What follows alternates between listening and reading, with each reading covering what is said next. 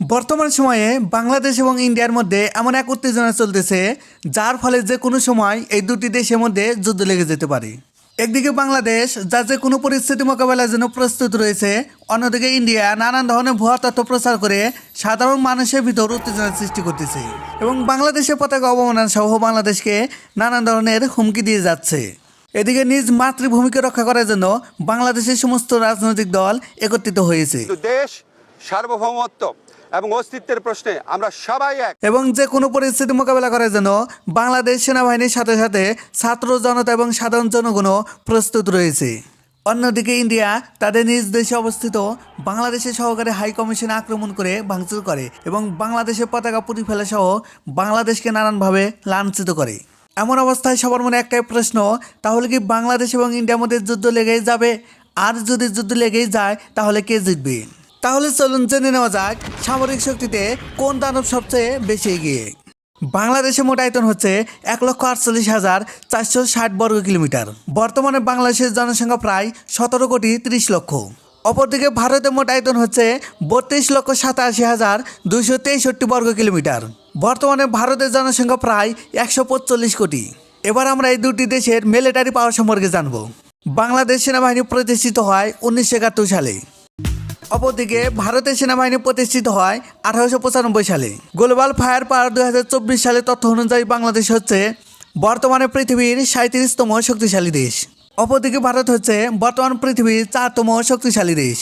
বর্তমানে বাংলাদেশের সামরিক বাজেট প্রায় 7 বিলিয়ন মার্কিন ডলার এবং অপরদিকে ভারতের বর্তমানে সামরিক বাজেট প্রায় 74 বিলিয়ন মার্কিন ডলার। বর্তমানে বাংলাদেশের হাতে অ্যাক্টিভ সৈন্য রয়েছে 1,63,000, কিন্তু নেই কোনো রিজার্ভ সৈন্য। কিন্তু টেরা মিলিটারি সৈন্য রয়েছে প্রায় 68 লক্ষ, যা পৃথিবীর মধ্যে সব থেকে বেশি। আর ভারতের কাছে মোট অ্যাক্টিভ সৈন্য রয়েছে 14,55,000 এবং রিজার্ভ সৈন্য রয়েছে 11,55,000 এবং টোরা মিলিটারি সৈন্য রয়েছে 25,27,000। বর্তমানে বাংলাদেশের ট্যাঙ্ক সংখ্যা রয়েছে 320টি, আলমোড়া ঠালাস রয়েছে 13,100টি, সেলফ অ্যালটিলারি রয়েছে 27টি, ডাউড অ্যালটিলারি রয়েছে 437টি, আর রকেট প্রজেক্টর রয়েছে 71টি।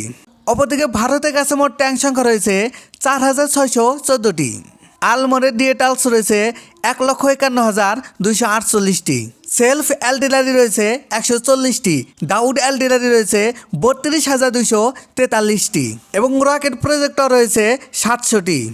এবার আমরা এই দুটি দেশের বিমান বাহিনী সম্পর্কে জানব। বর্তমানে বাংলাদেশ বিমান বাহিনীতে মোট সৈন্য সংখ্যা রয়েছে 17,400 এবং বাংলাদেশ বিমান বাহিনীর কাছে মোট যুদ্ধ বিমান রয়েছে 216টি। এর মধ্যে ফাইটার জেট রয়েছে 44টি, নেই কোনো অ্যাটাক টাইপ যুদ্ধ বিমান। ট্রান্সপোর্ট যুদ্ধ বিমান রয়েছে 17টি, ট্রেইনার যুদ্ধ বিমান রয়েছে 87টি এবং স্পেশাল মিশন যুদ্ধ বিমান রয়েছে 4টি। নেই কোনো ট্যাঙ্কার ফ্লিট। হেলিকপ্টার রয়েছে 73টি, তবে নেই কোনো অ্যাটাক হেলিকপ্টার। অপরদিকে ভারতের বিমান বাহিনীতে মোট সৈন্য সংখ্যা রয়েছে 3,10,000 এবং ভারতের কাছে মোট যুদ্ধ বিমান রয়েছে 2,295টি। এর মধ্যে ফাইটার জেট রয়েছে 606টি, অ্যাটাক টাইপ যুদ্ধ বিমান রয়েছে 130টি, ট্রান্সপোর্ট যুদ্ধ বিমান রয়েছে 264টি এবং ট্রেইনার যুদ্ধ বিমান রয়েছে 351টি এবং স্পেশাল মিশন যুদ্ধ বিমান রয়েছে 70টি। ট্যাঙ্কার ফ্লিট রয়েছে 5টি, হেলিকপ্টার রয়েছে 859টি এবং অ্যাটাক হেলিকপ্টার রয়েছে 40টি। এবার আমরা বাংলাদেশ ও ভারতের নৌবাহিনী সম্পর্কে জানব।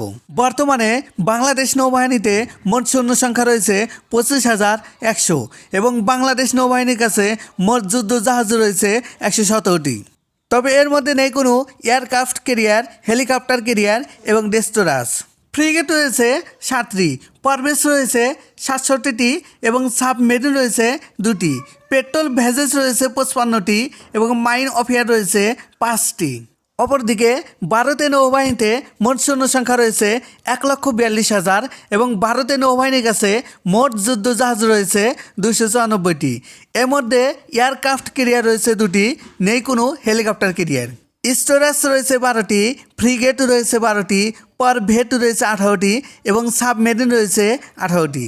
পেট্রোল ভেসেলস রয়েছে 137টি, তবে নেই কোনো মাইন অফ ইয়ার। বিশ্বের 9টি পারমাণবিক শক্তিধর দেশগুলির মধ্যে ইন্ডিয়া রয়েছে 7 নম্বরে।